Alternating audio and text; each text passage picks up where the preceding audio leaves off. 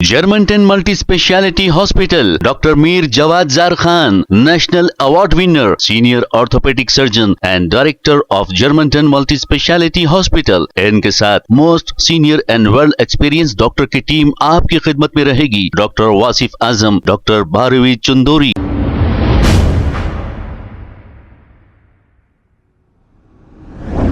अस्सलाम वालेकुम नाज़रीन, 7H न्यूज सच को रखे आपके आगे। उत्तर प्रदेश के इलाके झांसी गवर्नमेंट हॉस्पिटल का ये एक मंजर है। एक बुजुर्ग शख्स को किस तरह एक वार्ड बॉय मारते पीटते इसे बाहर हकाल रहा है। अब ये बात समझ में नहीं आई, ये वीडियो बहुत ही वायरल हो रहा था, हमने सोचा आप तक पहुंचा दें। आखिर ये क्या चल रहा है हमारे मुल्क में। इनका कसूर ये तो नहीं कि ये मुसलमान है, इनका नाम गुलाब खान बताया जा रहा है।